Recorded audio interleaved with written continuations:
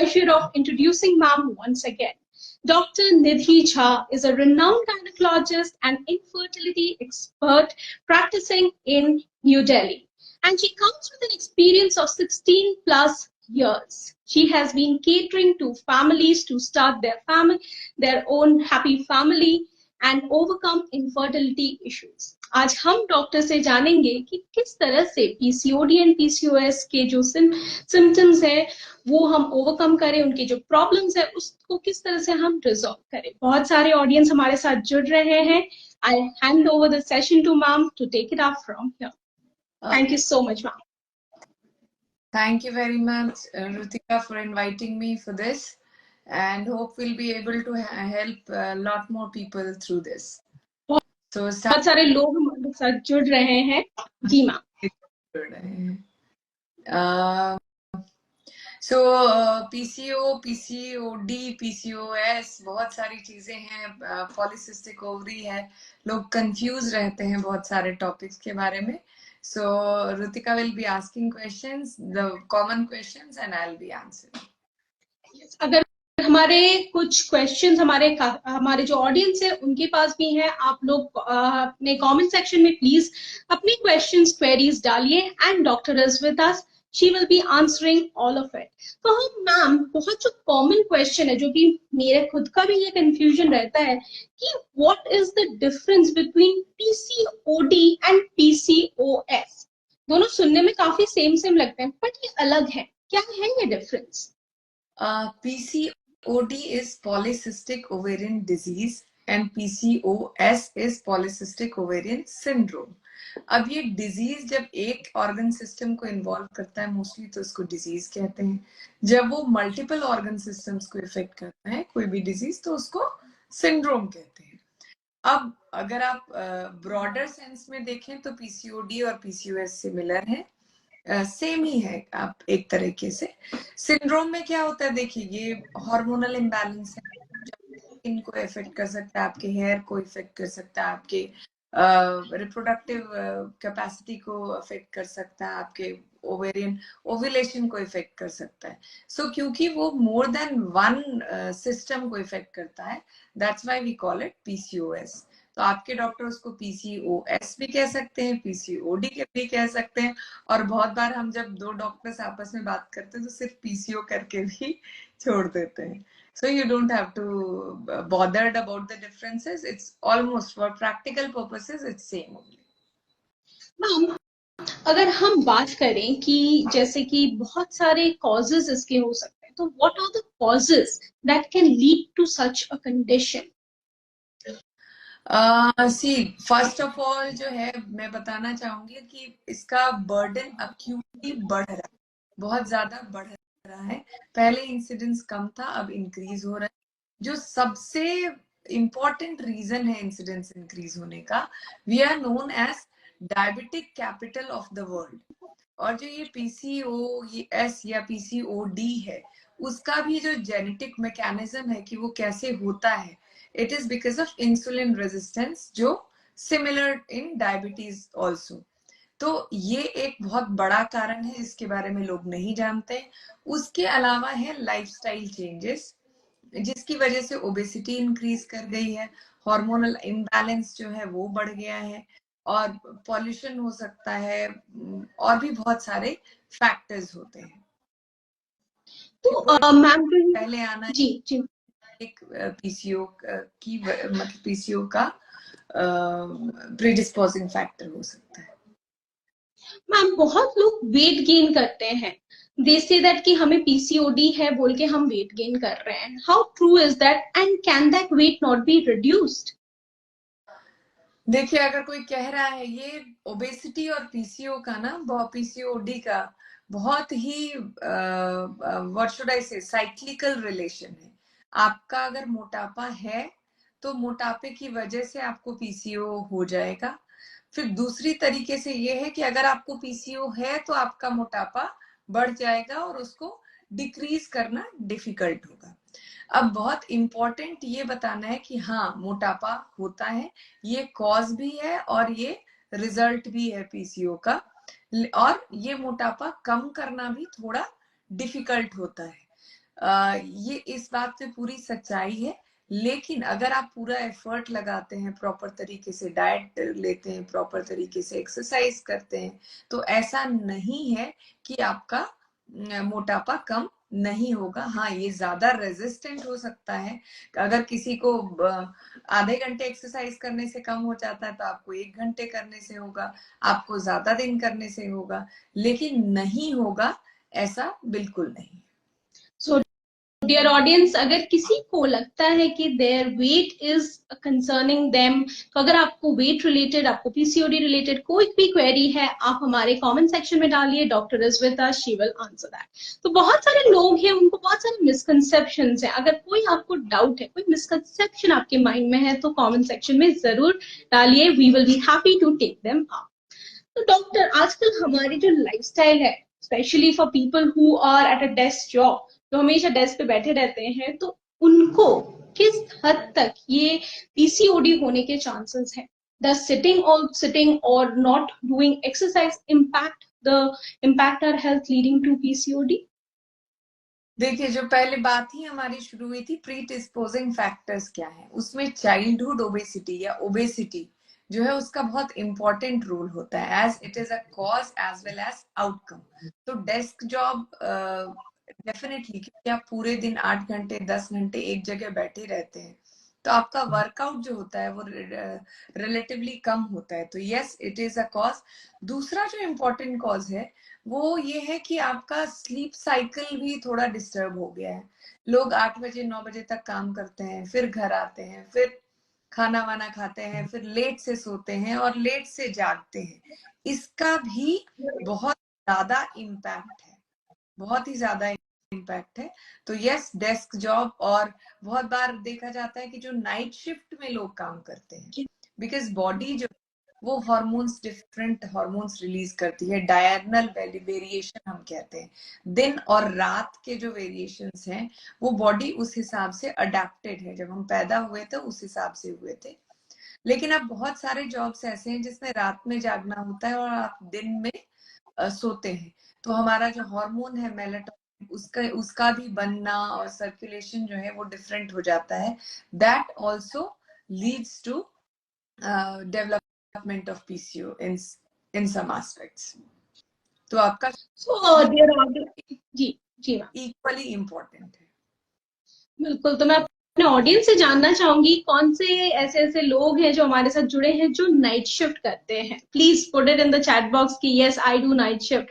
And उसके बाद हम डॉक्टर से पूछेंगे कि हम जो night shift, obviously we can not leave our job, अब करना ही पड़ेगा, तो हम लाइफस्टाइल में क्या मॉडिफिकेशंस लाएं जो नाइट शिफ्ट को, हम जब नाइट शिफ्ट करते हैं तो दिन में हम क्या ऐसे एक्सरसाइजेस या डाइट मॉडिफिकेशंस करें ताकि हमें वो जो रिस्क फैक्टर्स हैं of going through PCOD or PCOS वो कम हो जाए। Yes, I get an answer like I do night shift करते हैं, बहुत सारे और भी लोग हैं। Please answer your problems and देखते हैं कितने लोग नाइट शिफ्ट करते हैं, जानते हैं जी।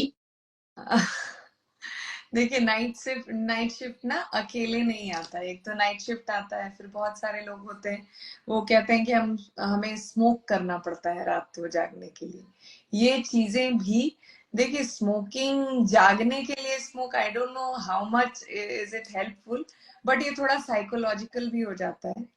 एक तो क्या है कि आपको थोड़ा सा ज्यादा एफर्ट लगाना पड़ेगा। एफर्ट इन द सेंस कि आपको बाकी लोगों से थोड़ा ज्यादा एक्सरसाइज करना पड़ेगा। In between the desk job also, in between the desk आप काम कर रहे हैं उसमें भी आप उस दौरान वॉक कर लें। ठीक है, आप जब भी शिफ्ट, ये जो नाइट शिफ्ट भी होती है, many a times it's finishes very early, मतलब 3-4 बजे खत्म हो जाती हैं। तो आपके जितने पेंडिंग जॉब है ना, जितना पेंडिंग काम है, वो सब आप पहले कर लिया कीजिए and try to get to the bed as early as possible. आप काम तो छोड़ नहीं सकते, ठीक है। नाइट ड्यूटीज हमारी भी बहुत ज्यादा होती हैं, लेकिन हमारी अब नहीं होती, मतलब जब आप जूनियर डॉक्टर होते हो रिलेटिवली यंगर एजेस में, हमारी भी बहुत ज्यादा नाइट ड्यूटीज होती है, लेकिन हमारी रोज नहीं होती है। हफ्ते में 1 या 2 नाइट ड्यूटी होती है। तो वही होता है कि आपका एफर्ट थोड़ा बढ़ जाएगा। बाकी जो आपका रेस्टिंग टाइम है, उसमें आपको एक्सरसाइज की एक्टिविटी बढ़ानी पड़ेगी। आपका जो पेंडिंग स्लीप है, लोग हमारा क्या होता है कि चलो टाइम बच गया, अब इसमें कुछ और कर लेते हैं, कुछ और काम कर लेते हैं, कुछ और मस्ती कर लेते हैं। तो कम से कम आप अपना डायरनल नहीं चेंज कर सकते इसमें, तो आप अपना number of hours of sleep जो है उसको कंप्लीट कर लीजिए। आप रात को पूरा नहीं सो पा रहे हैं तो दिन में कर लीजिए। तो ये साइकिल थोड़ा डिफिकल्ट है, but yes you can manage with proper guidance, with your doctor, dietitian, आपका फिटनेस ट्रेनर, इन सब के साथ आप काम कर सकते हैं।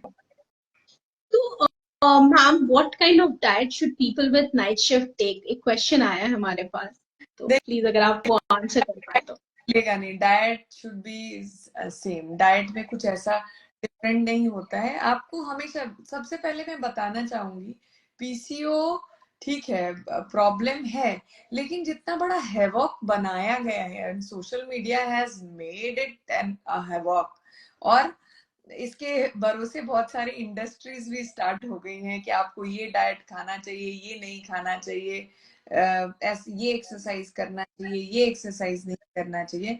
वेरी इंपॉर्टेंट टू अंडरस्टैंड, जो मेरे लिए हेल्दी है वही आपके लिए भी हेल्दी है। So there is nothing to be completely cut short कि आपको डेयरी नहीं लेना है, आपको ये नहीं करना है, आपको कैबेज नहीं खाना है। I don't want to go to the myths and with it, but yes, I want to say any healthy diet means your carbohydrate factor should be come, your fat should be less, your protein and fiber, the amount of protein and fiber should be more, unsaturated fatty acids जो होते हैं, जो आपके जमने वाले fat नहीं होते जैसे ग्राउंड ऑयल, और ये सारे जो होते हैं वो आपके इंक्रीज अमाउंट में होने चाहिए। जो सैचुरेटेड फैट होते हैं, डालडा जो अब लोग कम यूज करते हैं, उन सब का यूजेस जो है वो कम होना चाहिए। ये सारी चीजें इंपॉर्टेंट है। तो ये जो हेल्दी सबके लिए है, आपके लिए भी वही हेल्दी है। कोई भी ऐसा एक डाइट नहीं है, एक फिक्स डाइट जो पीसीओ के लिए अलग से एक डाइट होता है। I don't recommend that, and I ask in moderate quantity. आप सब कुछ ही ले सकते हो, थोड़ा बहुत। अब आपका कैलोरी और प्रोटीन रिक्वायरमेंट आपके वेट के हिसाब से कितना है, उस बेसिस पे आपका डाइट शुड बी मैनेज्ड, और उसके लिए स्पेसिफिक कोई भी चीज आपको अपने खाने से बंद नहीं कर देनी है। आपको देखना है कि आपका जो वाटर इनटेक है वो एफिशिएंट होना चाहिए, आपका प्रोटीन, फाइबर, विटामिन इनटेक जो है वो ठीक होना चाहिए, आपके विटामिन डी लेवल्स ठीक होने चाहिए। बहुत बार विटामिन डी लेवल्स भी जो होता है वो मैटर करते हैं, and it is also a positive factor. Vitamin D levels जो है वो पीसीओ को अगर कम रहते हैं तो एग्रेवेट करते हैं। किसी ने पूछा है पीसीओएस और थायराइड क्या इनका रिलेशन है? हाँ, इनका भी रिलेशन है। देखा गया है कि बहुत बार ये दोनों को एग्जिस्ट करते हैं या साथ में एग्जिस्ट करते हैं। और दूसरा क्या है कि दोनों के सिम्टम भी बहुत बार बहुत सिमिलर होते हैं। दोनों में वेट गेन होता है, दोनों में एंजाइटी होता है, दोनों में पीरियड इरेगुलरिटीज होती हैं, दोनों में आपके इनफर्टिलिटी होता है। तो बहुत सारे जो फैक्टर्स होते हैं वो इसमें सेम होते हैं। That is also the reason कि कहा जाता है कि पीसीओ थायराइड एक को एग्जिस्ट करता है। और बिल्कुल, बिकॉज ये मेरा भी सवाल था कि क्या thyroid hormonal disbalance in the body impacts PCOD? तो डॉक्टर, क्या और भी हमारे बॉडी में बहुत सारे और भी हार्मोन्स है, तो what are the other hormones that PCOD impacts, या क्या होते हैं? What are the reactions other? Body में, फीमेल बॉडी में बहुत सारे रिप्रोडक्टिव हॉर्मोन्स होते हैं जो इसके असेसमेंट में जो काम आता है हमारे, कि हम जब भी प्रूव करते हैं कि नहीं ये पीसीओ है पेशेंट, तो उसके लिए हमें जनरली 3 हॉर्मोन्स देखने होते हैं। एफएसएच देखना होता है, एलएच ल्यूटिनाइजिंग हार्मोन देखते हैं, और एएमएच एंटी मुलेरियन हार्मोन होता है। ये तीनों हार्मोन्स देख के हम असेस करते हैं कि इनको पीसीओ है या नहीं है। अब ये अब एक सबसे इम्पोर्टेंट है, बहुत कॉमनली हमारे पास आता है कि मैडम मेरे अल्ट्रासाउंड में पीसीओ आया हुआ। आज भी 2-3 पेशेंट्स आई थी कि पीसीओ जो है वो अल्ट्रासाउंड फाइंडिंग में डॉक्टर ने हमें बताया है कि पीसीओ है। क्या मुझे पीसीओ है? देखिए, सिर्फ अगर अल्ट्रासाउंड फाइंडिंग में पीसीओ है, उसके साथ आपको कोई पीरियड की इरेगुलरिटी नहीं है, कोई वेट गेन नहीं हो रहा है, कोई आपके फेशियल हेयर या बॉडी हेयर ग्रो नहीं कर रहे हैं, तो we will not call it as PCO. कम से कम 2 फैक्टर होने चाहिए, एक आपका अल्ट्रासाउंड फाइंडिंग, और एक या तो आपका हार्मोनल इम्बैलेंस हो या पीरियड इरेगुलरिटी हो। इनमें से कम 2 चीजें होनी चाहिए। सिर्फ अल्ट्रासाउंड फाइंडिंग में अगर आप पीसीओ दिख रहा है, तो इसका मतलब ये नहीं है कि आपको पीसीओएस या पीसीओडी है। सो इसलिए प्लीज, अब हमारा कहना हमेशा ये होता है, डोंट सेल्फ डायग्नोज इट। आप ये इंटरनेट पे सिम्टम देख के प्लीज खुद से डायग्नोज ना करिए।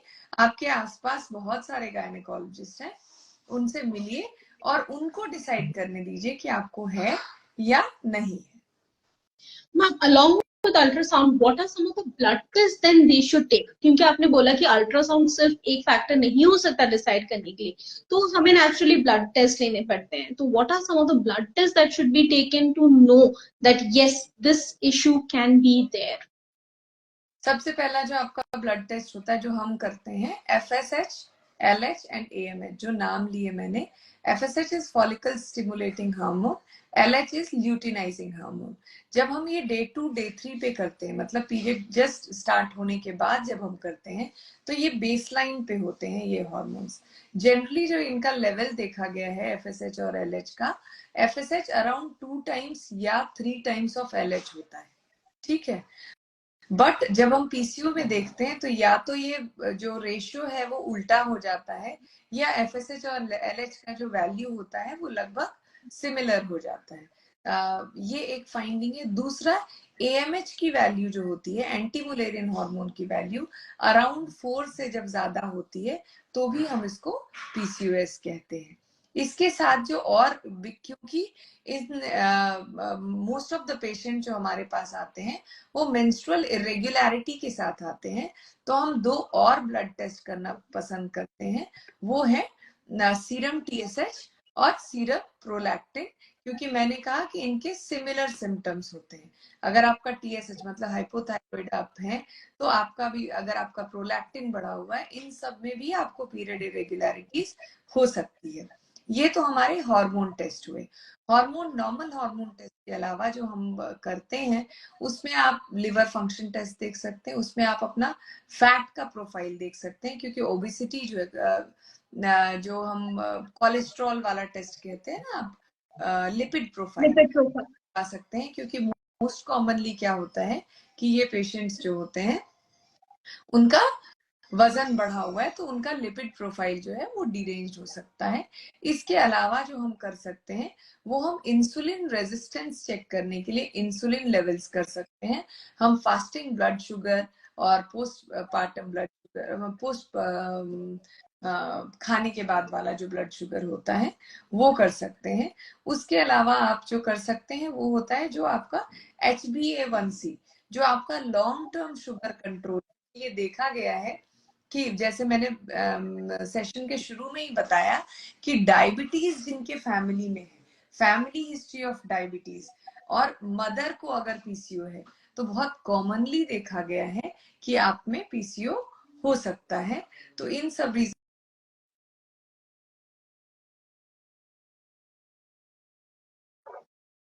हाँ, तो इन सब चीजों की वजह से हमें ये भी देखना कि आपका शुगर कंट्रोल कैसा है, और इंसुलिन रेजिस्टेंस तो नहीं है, because one of the causative factors is insulin resistance. तो ये सारे टेस्ट भी करवाने पड़ते हैं। और अल्ट्रासाउंड, जैसा कि मैंने कहा, अल्ट्रासाउंड तो बहुत ही इंपॉर्टेंट है, जो इसके डायग्नोसिस में ही काम आता है। So there are many blood test which are associated.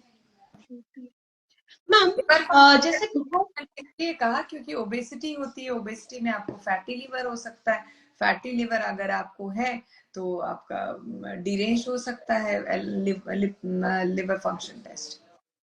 Ma'am, एक हमारे पास क्वेश्चन आया है, लाइक इरेगुलर पीरियड क्यों होता है ड्यूरिंग पीसीओडी? क्या हम किस तरह से ये हमारे ओवरीज को इम्पैक्ट करता है that it leads to irregular periods? देखिए, इसमें दो तीन, जैसे आपको मैंने बताया कि आपका हार्मोनल प्रोफाइल जो होता है, जो आपका एएमएच बढ़ जाता है, या आपका FSH LH का रेशियो जो चेंज हो जाता है, तो ये बॉडी में हार्मोनल इम्बैलेंस कॉज करता है, जिसकी वजह से आपका ओव्यूलेशन नहीं होता है। जनरली क्या होता है, ये this is the anatomy of your uterus and ovary, ठीक है। ये दो यूट्रस है आपका और these are the two ovaries. इन दो ओवरीज में बहुत सारे एग्स होते हैं जो रेस्टिंग स्टेज में होते हैं, और हर महीने एक नेचुरल साइकिल में one of the eggs starts increasing in size and ovulate. इस ओव्यूलेशन की वजह से बॉडी में हार्मोन आता है प्रोजेस्टेरॉन। वो प्रोजेस्टेरॉन जो होता है वो बाद में विड्रॉल होता है, तो आपको पीरियड्स आते हैं। क्या होता है कि PCOS के जो पेशेंट्स होते हैं या PCOD के पेशेंट होते हैं, उनमें वो एक सिंगल एग जो बड़ा होना चाहिए और ओव्यूलेशन होना चाहिए, वो नहीं होता है इन मोस्ट ऑफ देम। तो उस वजह से क्या होता है कि इस जो प्रोजेस्टेरॉन हार्मोन होता है, ओव्यूलेशन नहीं होता है, तो एक तो एग रिलीज नहीं होता है, दूसरा क्या होता है कि हार्मोन जो प्रोजेस्टेरॉन आपके बॉडी में बढ़ना चाहिए वो नहीं बढ़ता है, और वो बढ़ के फिर फॉल नहीं करता है, जिस वजह से आपको पीरियड नहीं आते, और जिस वजह से आप इनफर्टिलिटी के भी शिकार हो जाते हो, ओव्यूलेशन नहीं होता है। डॉक्टर एक क्वेश्चन आया है, TSH का लेवल क्या होना चाहिए in that case? In that case normally में TSH की वैल्यू 0.5 से लेके अगर आपका अराउंड 4 तक है, 4 इवन 5 तक है, तो दैट इज नॉर्मल। ओके, तो doctor what are the complications of Cutoff of TSH, when we are talking about infertility and pregnancy, we want it to be less than 4. Okay. So, doctor, what are the complications of untreated PCOD? बहुत लोग होते हैं जिनको पता ही नहीं चलता, या वो कभी कभी ब्लड टेस्ट भी नहीं कराते, अल्ट्रासाउंड भी नहीं कराते, और डॉक्टर के पास जाने से तो बहुत डरते हैं। इनफैक्ट ब्लड टेस्ट कराने से भी वो नीडल से बहुत डरते हैं, तो वो जाते ही नहीं है। तो what are the complications of untreated PCOD? देखिए, अनट्रीटेड PCO, मैं तो इनफर्टिलिटी एक्सपर्ट हूँ, तो सबसे ज्यादा जो पहला चीज आता है, पहला मेंस्ट्रुअल इरेगुलरिटी हो सकती है। आपका अनट्रीटेड PCO, ओबेसिटी बढ़ सकता है, finally it can lead to diabetes as well. मोटापा आपका बढ़ता गया, आपका इंसुलिन रेजिस्टेंस जो है वो ट्रीट नहीं हो रहा है, तो इट मे लीड टू, और सबसे कॉमन वाला जो है वो इनफर्टिलिटी है, मेंस्ट्रुअल इरेगुलरिटी है। अगर आप लॉन्ग टर्म में जाएं और वजन वगैरह आपका कम नहीं हो रहा है, तो आपको फैटी लिवर हो सकता है। आपको उसके साथ अगर ट्रीट नहीं किया गया और बिल्कुल ही नेग्लेक्टेड केसेस में हार्ट वगैरह को भी इफेक्ट कर सकता है। जनरली आपके अनट्रीटेड PCO का one of the symptoms is acne, जो एंड्रोजेनिक सिम्टम होता है। एक्ने और फेशियल हेयर होता है, वो एक्ने और फेशियल हेयर आप बढ़ सकता है। हेयर फॉल होता है, जो इमीडिएट में भी आता है और उसको लॉन्ग टर्म में भी ले सकते हैं, तो हेयर फॉल हो जाता है। आपके नेक पे स्ट्राया कहते हैं,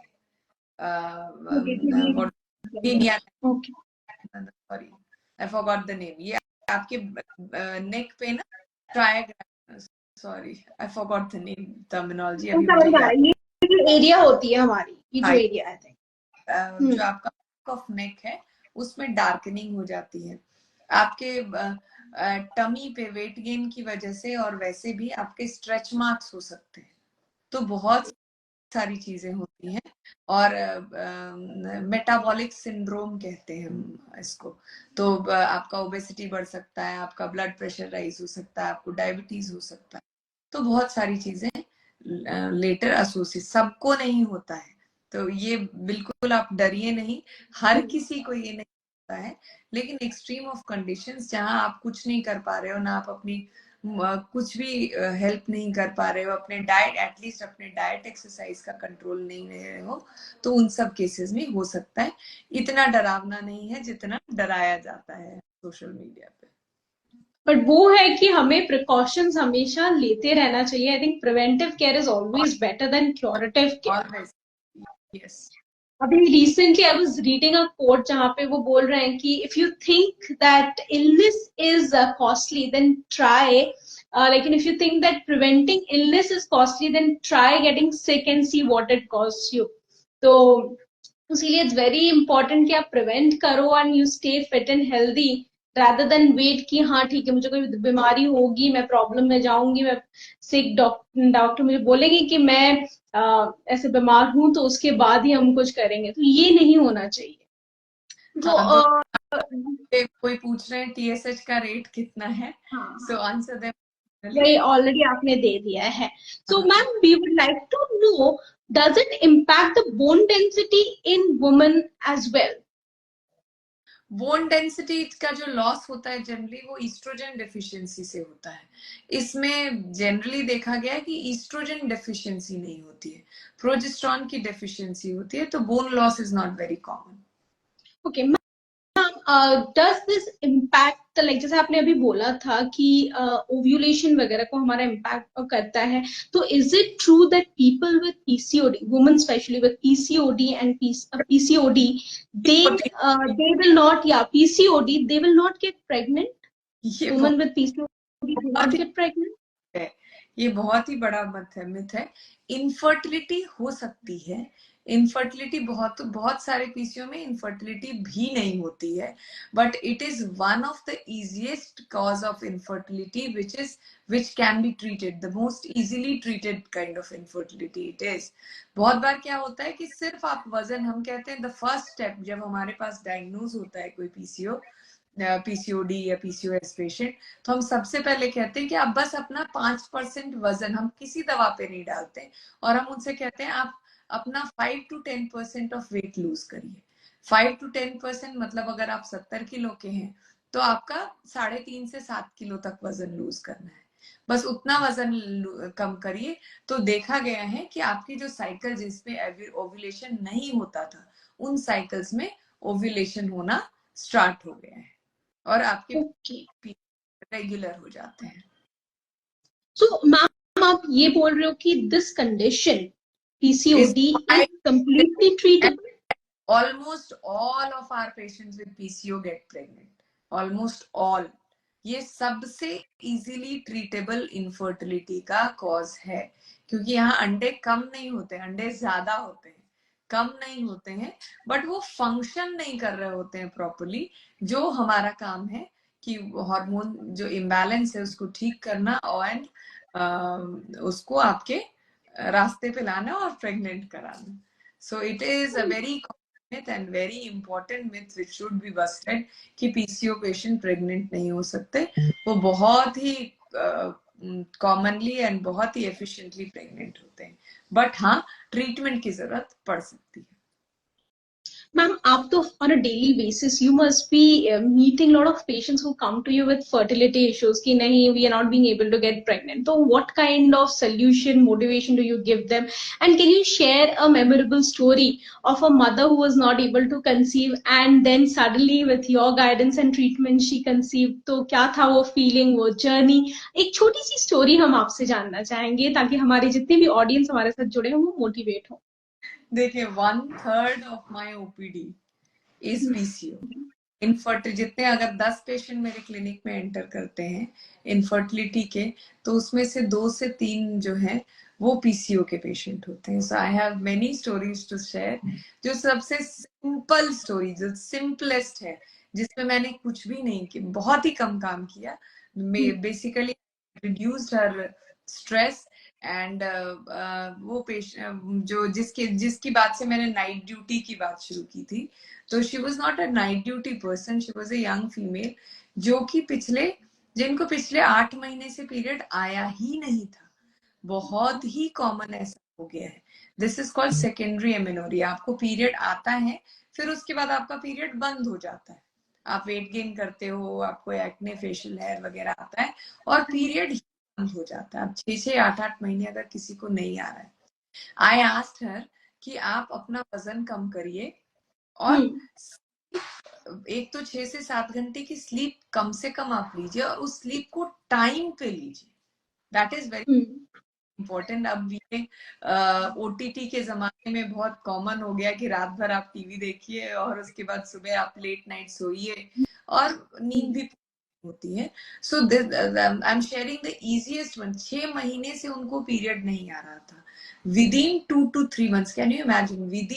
Without any medication, within 2 to 3 months, she was able to have her periods normally without a medicine.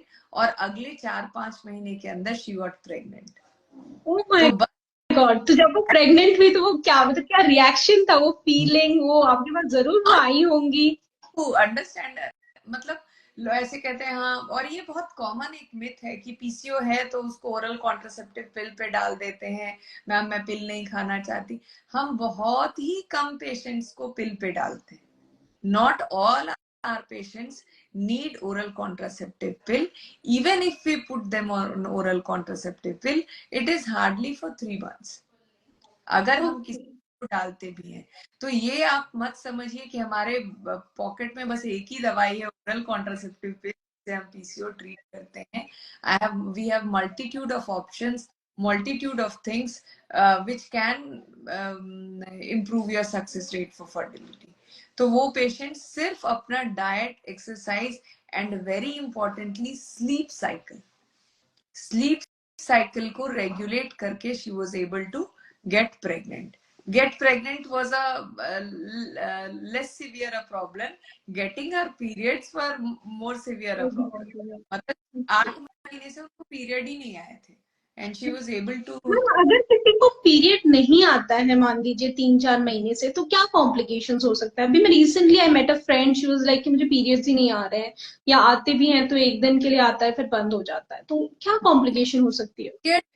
सिर्फ सबसे पहला तो आपको ये जानना चाहिए कि पीरियड इरेगुलरिटी या पीरियड नहीं आना उसका सिर्फ एक कारण नहीं होता है. सिर्फ PCO is not the only cause.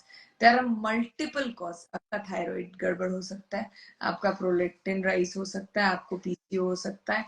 There are other multiple hormonal imbalances जो आपको हो सकते हैं. आपके ओवरी का रिजर्व कम हो सकता है.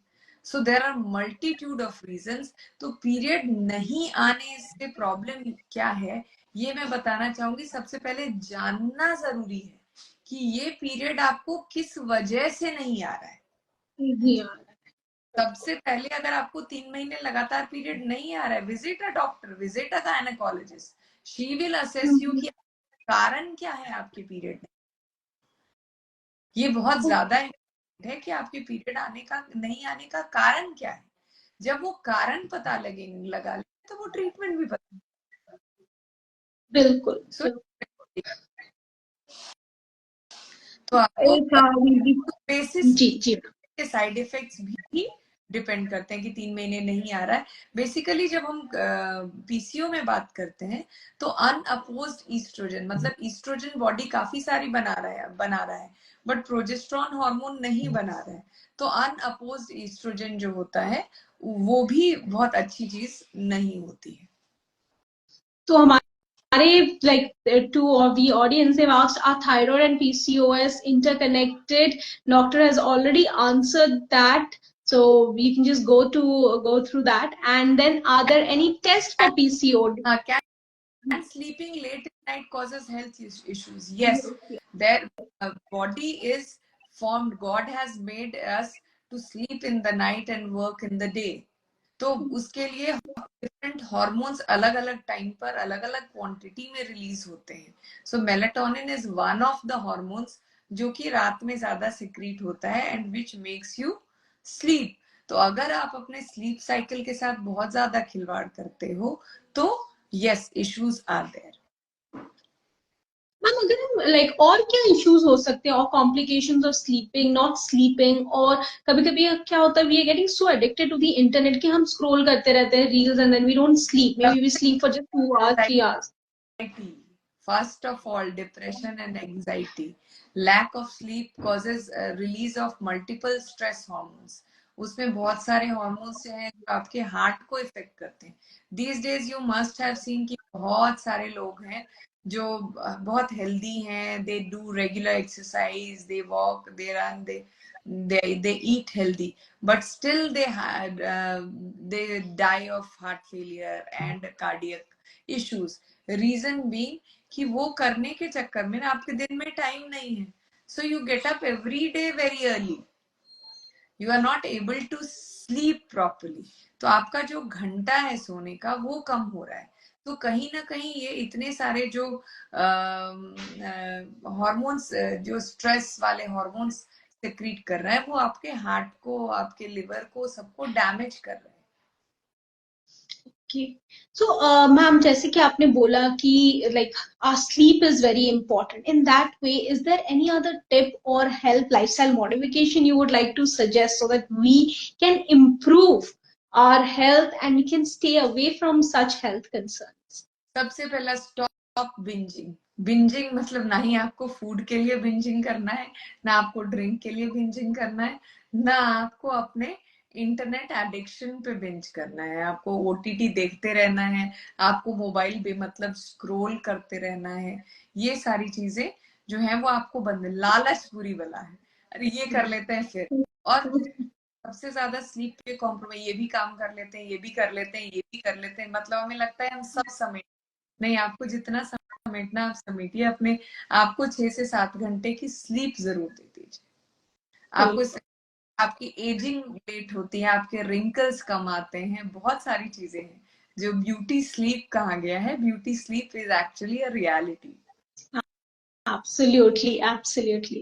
So, dear audience, we'll be taking up maybe one or two more questions before we end this session. So, if you have any query, please quickly put it in the comment section. And we are heading towards the end of the session. So, if you have any questions, please quickly put it in the comment section. कोई sleep desk problem पूछ रहे हैं. Sleep desk problem नहीं, slip disc problem होता है. वो slip disc के लिए आप अपने ऑर्थोपेडिशियन से मिलिए, जो हड्डी के डॉक्टर हैं. वो आपको नेक कॉलर्स और कुछ एक्सरसाइजेस दे सकते हैं. आपको उससे हेल्प मिल जाए. डॉक्टर, like जैसे आपने अभी शेयर किया था कि like I like this woman was able to conceive, and there are also women who go through a lot of treatment but are not able to conceive. What would you like to tell those women, and देखिए, what motivational words would you like to say for them? आपको बात कही कि सिर्फ lifestyle modification से वो pregnant हो गई. That was the positive aspect. बहुत बार क्या होता है कि जब इनसे नहीं होता है, then we put them on few medications. कुछ मेडिकेशन से होते हैं. फिर we call them regularly for ovulation, follicular monitoring. हम अल्ट्रासाउंड करके देखते हैं और उसमें देखते हैं, जो मैंने आपको बताया, कि एग नहीं बन रहा है. कंफर्म करते हैं कि एग जो एक बड़ा होना चाहिए वो बड़ा हो रहा है कि नहीं, और वो ओव्यूलेट हो रहा है कि नहीं. तो हम फॉलिक्यूलोमेट्री करके देखते हैं. उसके साथ हम दवाइयां दे रहे होते हैं. जब हम साइकिल्स में देखते हैं कि नहीं, इनका ओव्यूलेशन खुद से नहीं हो रहा है, तो हम जो नेक्स्ट स्टेप है वो उसमें ओव्यूलेशन, अंडा बनने वाली दवाइयां देते हैं. ओव्यूलोजन उन ड्रग्स को वो महीने में 5 दिन हम देते हैं, day 2 day 3 of the period से. और फिर हम साइकिल मॉनिटर करते हैं कि ओव्यूलेशन होना स्टार्ट हुआ कि नहीं. और जब उनका ओव्यूलेशन स्टार्ट हो जाता है, तब भी वो 3 से 6 साल में प्रेग्नेंट नहीं होते. द नेक्स्ट टेस्ट इज कि हम उनका IUI करते हैं. द नेक्स्ट स्टेप इज कि हम उनका इंट्रायूट्राइन इंसेमिनेशन करते हैं, मतलब कि हस्बैंड का स्पर्म लेकर क्लीनिंग करके लैब में उसको उनके यूट्रस में डालते हैं. अब ये भी 3 से 6 साइकिल हम करते हैं. उसके अलावा उसके बाद भी नहीं होता है, then these patients go for IVF, और IVF में कंसीव कर. तो इट्स नॉट कि सिर्फ आपको वजन घटाना है, आपके डॉक्टर को डिसाइड करना है कि अगला स्टेप क्या है. सो Ma'am, what are some of the tests then pregnant women should take, or before a woman plans to conceive, what are some of the essential tests that they should be taking? जितने routine हमारे blood test होते हैं, पहले हम कहते थे, हम अब कहते हैं प्री प्रेगनेंसी चेकअप. तो प्री प्रेगनेंसी में जो ब्लड टेस्ट हम करते हैं, एक तो हम सबसे बेसिक हम करते हैं, एक अल्ट्रासाउंड करते हैं बेसलाइन देखने के लिए कि कोई और बीमारी तो नहीं है. तो एक तो पूरे पेट का अल्ट्रासाउंड हो जाना चाहिए कि प्रेग्नेंट होना चाह रहे हैं हम, तो आपको कोई और बीमारी ना हो. दूसरा जो हम करते हैं gynaecologist, that is transvaginal sonography. उसमें हम देखते हैं यूट्रस, देखते हैं ठीक है कि नहीं, दोनों तरफ की ओवरीज देखते हैं, और जो मैंने आपको बताया फॉलिक्यूलोमेट्री करके भी देख लेते हैं. Coming to the blood test, सबसे पहले आपका general health is very important. General health बहुत इंपॉर्टेंट. तो उसके लिए सीबीसी होता है जो कंप्लीट ब्लड काउंट होता है, आपके डब्ल्यूबीसी कितने हैं, आरबीसी क्या है, हीमोग्लोबिन लेवल्स क्या है। उसके बाद आपके ब्लड शुगर लेवल्स होते हैं, देन आपका लिवर फंक्शन टेस्ट होता है, किडनी फंक्शन टेस्ट होता है। बहुत सारे सेक्सुअली ट्रांसमिटेड, हम हमेशा जब भी प्रेगनेंसी के लिए प्लान करते हैं हम वजाइनल एग्जामिनेशन करते हैं, उसमें देखते हैं कि नीचे कोई इन्फेक्शन है या नहीं है। उसके बाद जो इम्पोर्टेंट होता है हम पैप्समियर टेस्टिंग करते हैं। पैप्समियर जो सर्वाइकल कैंसर स्क्रीनिंग के लिए एक सिंपल छोटा सा टेस्ट होता है, वो करते हैं कि कहीं आपके किसी भी कैंसर से आप सफर तो नहीं कर रहे हैं। एसटीडीज जितने होते हैं, सेक्सुअली ट्रांसमिटेड डिजीज, उनको रूल आउट करते हैं।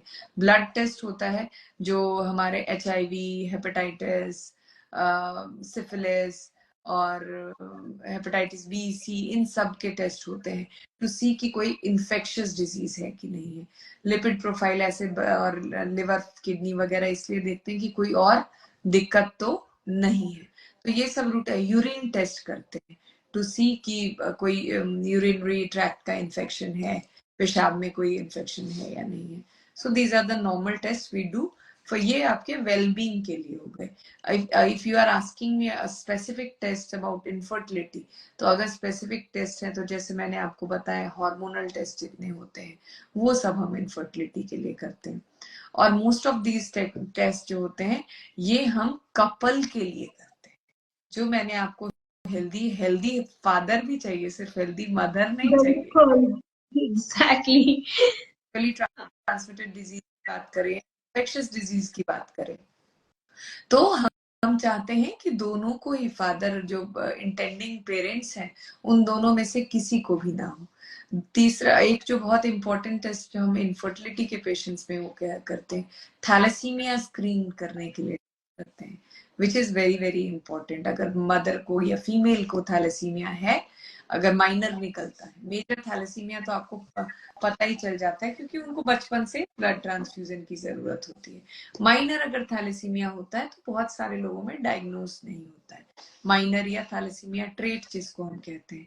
तो उन केसेस में अगर ऐसा कुछ निकलता है, फिर हम पार्टनर का भी टेस्ट करते हैं, जो हस्बैंड है उनका भी टेस्ट करते हैं। तो ये सब रूटीन टेस्ट हैं जो हम प्री प्रेगनेंसी प्लान करते हैं। Ma'am, one last question from my side. Can PCOD or PCOS lead to anxiety and stress, hampering our mental health? It is vice versa. Anxiety और स्ट्रेस की वजह से आपको पीसीओ हो सकता है और पीसीओ की वजह से आपको एंजाइटी और स्ट्रेस हो सकता है। तो ये दोनों ही बहुत इंपॉर्टेंट है। तो Yes, so staying happy and healthy is very important. जैसे डॉक्टर ने बोला है कि there are a lot of tests that you should be taking for your well-being, and it's not people who are trying to get pregnant start a family. जी ma'am. Do not go for test. हाँ, vitamin D deficiency और vitamin B12 deficiency, ये भी बहुत commonly देखा गया है। Vitamin D deficiency इसलिए होती है क्योंकि हम बाहर आउटडोर एक्सपोजर हमारा कम हो गया है, एक्सपोजर होता भी है तो we apply lots of sunscreen and all. Vitamin B12 जो है वो हमारे डाइटरी डेफिशिएंसी से होता है, तो ये इम्पोर्टेंट है। और ब्लड टेस्ट एक तरीके से करवाइए, मतलब रैंडमली मत कुछ भी ब्लड टेस्ट करा लीजिए, आप जो रिक्वायर्ड है वो करवाइए। और जरूर उसकी एनालिसिस जरूर करवा लीजिए। एनालिसिस इज वेरी इंपॉर्टेंट कि अच्छा ये टेस्ट है, देखिए जो कंप्यूटर जो ब्लड टेस्ट होते हैं उसमें जो बोल्ड मार्क्ड होते हैं वो मशीन है, वो एक कंप्यूटर है। जो थोड़ा सा भी हाई होता है या थोड़ा सा भी लो होता है तो उसको उनकी मार्किंग डार्क कलर से होती है, तो आप घबरा जाते हैं। Please don't get scared, just visit your doctor, वो आपको बता देंगे कि ये कितना सिग्निफिकेंट है, तो आपकी एंजाइटी वहीं पे थोड़ी सी कम हो जाएगी। So please don't interpret it yourself, visit your doctor for even for interpretation of the test. I think you've given a very good message that people should be healthy mentally, physically, and They should not take decisions by themselves. They need to visit, get themselves diagnosed, get their blood test, and then visit a doctor to know how well they are functioning. And there, their stress, the anxiety will go away. But I think all the tips, all the discussion that we have had, our audience who's still associated with us, I think numbers बढ़ते ही जा रहे हैं. हम and करने के कगार पे आ चुके हैं, बट हमारे नंबर्स अभी भी बढ़ रहे हैं. But dear audience, we will be ending our session and I look forward to another insightful session जहाँ पे डॉक्टर निधि जी हमारे साथ फिर से जुड़ेंगी और आपके जितने भी क्वेरीज होंगे, क्वेश्चंस होंगे, वो फिर से आपको आंसर करेंगी. Thank you so much, doctor. If you have anything, it's over to you. You can conclude the session. So thank you very much. So everything starts from home. जो सबसे important है वो ये है कि चाइल्डहुड ओबेसिटी पे ध्यान दीजिए from all the parents, for all the parents की बच्चे का वजन, खास करके लड़कियों का वजन अचानक से बचपन से ही because of the dietary concerns we have, everything is very enriched and everything is available. Luckily we have progressed so well कि अब लोग कम खाने से ज्यादा बीमार नहीं पड़ते, अब ज्यादा खाने से बीमार पड़ते हैं. तो चाइल्ड इज वन वे. और दूसरा जो इम्पोर्टेंट है ये है कि कोई भी मेंस्ट्रुअल इरेगुलरिटी हो, कुछ भी आपको अलग लगे, just a formal visit to your doctor will help you out. बिल्कुल.